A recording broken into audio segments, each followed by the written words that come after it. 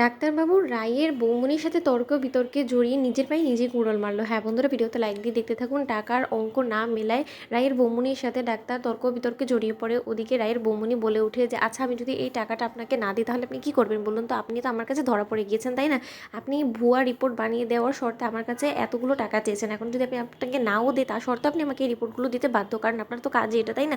তখন এই কথা বলা মাত্র ডাক্তারবাবু বলতে থাকে, আর আমি তোমাকে এই কাগজগুলো দিব না, তাহলে তুমি কী করবে আমি দেখে নিব। তখন এই কথা বলা মাত্র রায়ের বৌমনি বলতে থাকে যে আমি অনেক কিছুই করতে পারি, আর সেটা এখন আপনি হাড়ে হাড়ে টের পাবেন। তখন এই কথা বলা মাত্র রায়ের বৌমনিকে সাপোর্ট দেওয়ার জন্য রায় ঢুকে পড়ে অনির্বাণকে নিয়ে, অনির্বাণের মাকে নিয়ে চেম্বারে ঢুকে পড়া মাত্রই রায় বলতে থাকে যে আর কত অভিনয় করবেন বলুন তো? কোথায় আপনি লুকোচ্ছেন কেন ওই জাল রিপোর্টসগুলো? আপনার তো কাজই এটা, আপনি তো সেটাতেই এক্সপার্ট বেশি, তাই না? তাহলে আপনি সেটা লুকোচ্ছেন কী করে বলুন তো? আর লুকোলেও তো লাভ হবে না, কারণ আজকে তো আমি সব কিছু তথ্য প্রমাণ নিয়ে আপনার চেম্বারে এসেছি, তাই না? আজকে তো আর আপনার হাজার লুকোলেও কোনো রকম কোনো পথ থাকবে না পালানোর। তখন এই কথা বলা মাত্র অনির্বাণের মা মনে মনে বলতে থাকে রায়কে তার মানে সব কিছু বুঝে গেল না কি ও? আর ওর বৌমনি এখানে আগে থেকে কী করছে কিছু তো বুঝতে পারছি না।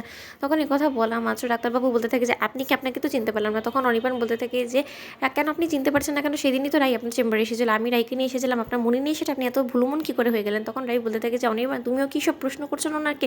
উনি এতটাও ভুলুমন না, ওনার বেশ মনে থাকে। যখন ওনার টাকার অঙ্কের কথা মনে আছে তাহলে ওনার নির্দ্বিধায় আমার কথাটাও মনে আছে। আসলে উনি একটা অভিনয় করছে যাতে, কারণ উনি যখন হাতে নাতে ধরা পড়ে গিয়েছেন না জাল রিপোর্ট বানাতে গিয়ে।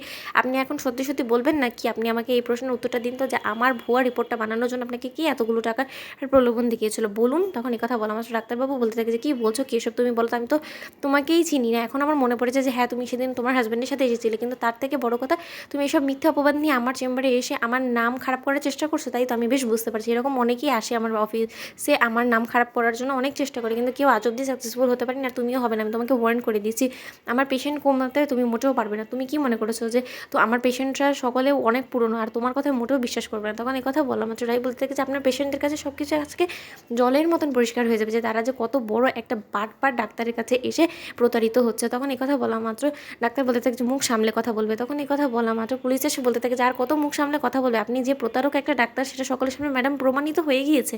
তখন এই কথা বললাম, অনির্বাণের মা বলতে থাকে পুলিশ কোথা থেকে চলে এলো এর মধ্যে?